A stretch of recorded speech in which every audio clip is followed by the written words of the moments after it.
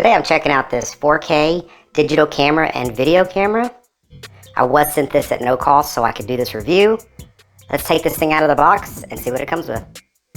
When you open the box, you're going to find the manual and this really nice kind of like semi-rigid or rigid case here. This is great because it's going to protect the camera, and it's good that they come with it. Alright, so this is all what came out of the case. Again, I want to show you this case.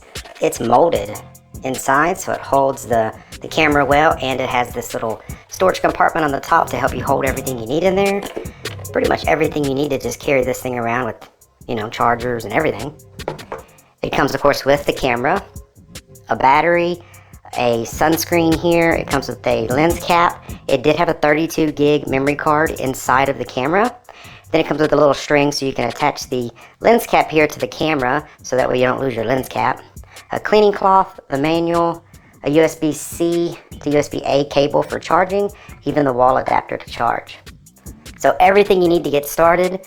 I'm going to go ahead and charge this camera up, and then we're going to check out how well this camera works. Alright, so I've charged the battery up and I've had some time to use the camera, and I'm going to go over some of the features that are on this camera. So it does have a flash. They call it fill light. But if you notice here, that flash comes up and you can push it to close it. And if you want to use the flash, basically you push the button, that's flash on. You close it, that's flash off. It does have a hot shoe on the top. Here's the power button to turn it on. So this is the shutter switch here. You do have an exposure dial here, so you can, add or subtract exposure up to 3 in either direction, or you just leave it on 0 for the automatic exposure.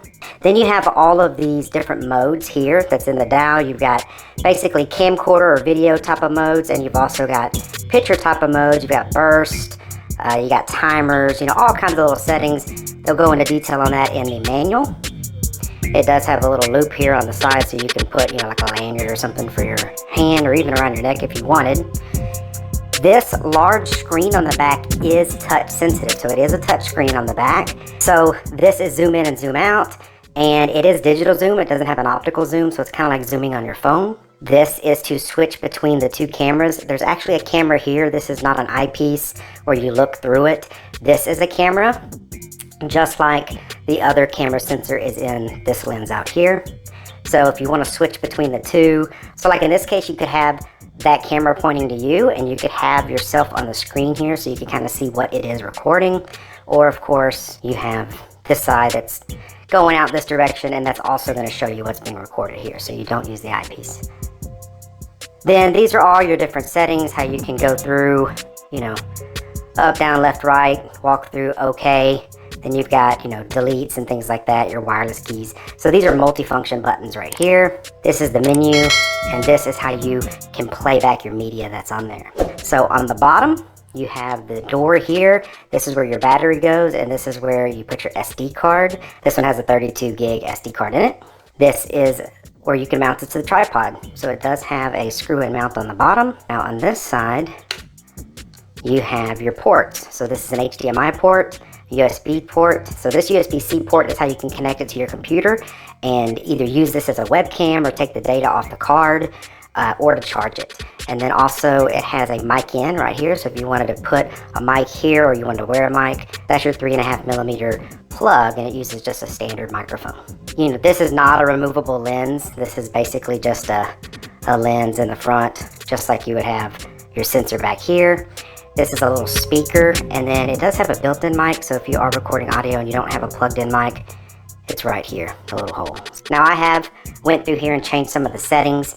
As you notice, when you turn it on, it says like welcome, and then when you turn it off, it says goodbye.